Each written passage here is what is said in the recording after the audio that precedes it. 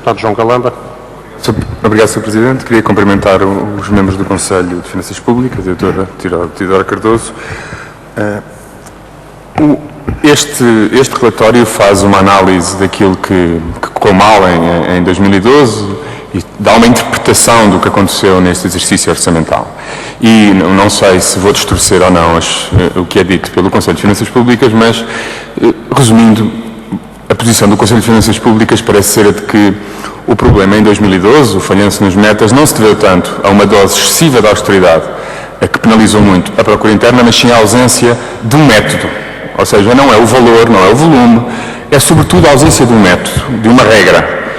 E eu tenho alguma dificuldade em entender como é que a mesma austeridade com método poderia ter efeitos económicos diferentes. Podemos alegar que no longo prazo, mas agora no curto prazo, que é o que importa para o buraco orçamental deste ano, eu tenho alguma dificuldade em perceber como é que uma regra de despesa poderia ter tido um efeito diferente. A doutora Teodora Cardoso diz também aqui que as exportações cresceram mais rápido do que estava previsto. Isso não me parece correto, porque o OE de 2012 previa que as exportações crescessem 4,8% e o Governo diz que vão crescer 4,3%. A grande diferença foi, de facto, uma queda muito maior do que estava previsto da procura interna. E, aliás, se olharmos para o crescimento das exportações em 2010 e 2011, também não me parece correto dizer-se que há uma transformação estrutural da economia portuguesa decorrente destas medidas, ou desde o memorando de entendimento, em direção às exportações. Parece-me mais correto dizer-se que essa viragem para as exportações vem desde 2006 ou até antes, interrompeu em 2009. Em 2010 e em 2011 houve crescimentos muito superiores ao esperado, de 8%, e agora a taxa é metade. Obviamente que é positiva, mas é metade, e não parece que tenha qualquer relação com as últimas medidas em curso. Mas o Conselho de Finanças Públicas parece também propor aqui que a consolidação orçamental deve ser feita pelo lado da despesa e deve ser medidas estruturais do lado da despesa. O FMI, num estudo publicado em julho de 2012, cujo título é A Austeridade Bem-Sucedida, estou a traduzir, no Japão, na zona euro e nos Estados Unidos, diz que o multiplicador da despesa é muito superior ao multiplicador da receita. Isto é, as medidas que o Conselho de Finanças Públicas critica, sobretudo do lado da receita, por terem tido um efeito negativo, segundo o FMI, e já agora, segundo muitos outros economistas, é um debate que neste momento está em curso, teria um efeito ainda pior do que o aumento de impostos. E, portanto, eu gostava que a doutora Teodora Cardoso, ou outro membro do Conselho de Finanças Públicas, comentasse este facto, que o multiplicador do corte nas despesas é muito superior ao das receitas. Por outro lado, há um tema que o Conselho de Finanças Públicas aborda e que também levantam algumas questões, que é a ideia de que comparar a nossa situação atual com a Nova Zelândia, a Suécia ou outros países na década de 90 ou anterior é relevante para a situação atual. O economista Richard Koo, que é o economista-chefe do Banco Nomura, diz que toda a teoria económica e toda a teoria sobre finanças públicas não se aplica ao momento atual, porque vivemos naquilo que ele chama um balance sheet recession. Sobretudo, um balance sheet recession generalizado a vários países, o que também muda um bocadinho a aplicabilidade de sucessos pontuais num contexto externo radicalmente diferente do que vemos hoje. Eu também pedia que a doutora Teodora Cardoso comentasse este facto. Se considera ou não relevante esta posição do economista Richard Koo e qual é que é a implicação que isto tem sobre a estratégia portuguesa. Por outro lado, o Conselho de Finanças Públicas parece entender que a melhor forma de controlar a dinâmica da dívida pública é através da política orçamental. O que contraria um bocadinho até os dados do próprio Conselho de Finanças Públicas, em que reconhece que a principal determinante do crescimento acima do esperado da dívida pública deve-se à relação entre a taxa de juros nominal e o crescimento da economia.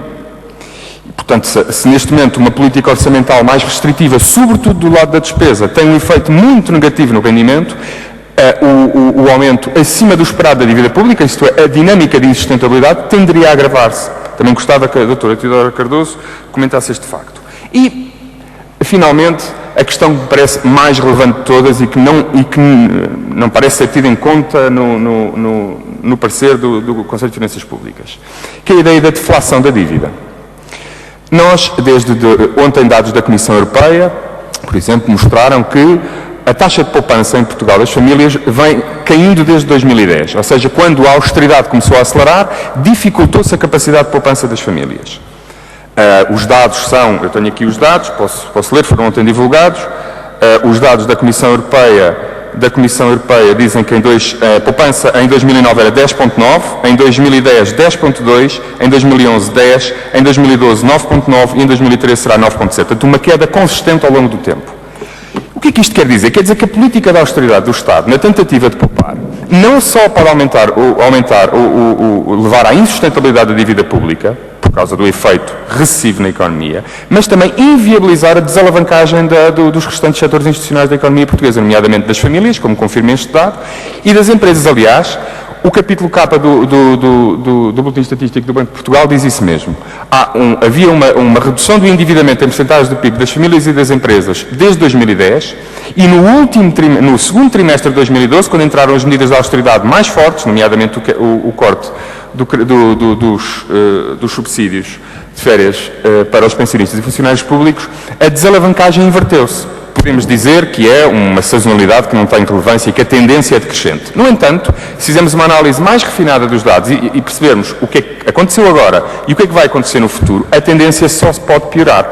E, portanto, nós, na realidade, através desta política orçamental e, sobretudo, através da política orçamental que parecem propor, tenderemos a agravar esta situação. Não vamos conseguir reduzir nem o endividamento do Estado, porque entraremos numa dinâmica insustentável de dívida. Há um economista, o Daniel Gross, o presidente do Instituto Bruegel, diz que a austeridade nunca pode gerar efeitos perversos, porque no longo prazo reduziremos sempre a dinâmica da dívida. Mas ele esquece de uma coisa, que é o estoque acumulado de dívida. Nós temos um estoque tão grande de dívida no Estado, nas empresas e nas famílias, que neste momento a política da austeridade, sobretudo pelo lado da despesa, e eu recordo outra vez os multiplicadores do estudo publicado em julho de 2012 pelo FMI que dizem isso mesmo, podem colocar Portugal numa espiral de insustentabilidade da dívida, não só do Estado, mas de todos os setores institucionais da economia portuguesa. E, portanto, à luz destas considerações, eu tenho alguma dificuldade em entender o que é que justifica que o Conselho de Finanças Públicas preconize uma descida ainda mais radical da despesa, porque eu não vejo como é que, à luz da situação atual, dos dados de 2012 e até de debates atualmente em curso no mundo da economia, se pode sustentar esta tese. Portanto, eu gostava de um comentário a todas estas matérias. Muito obrigado. Muito obrigado, Sr.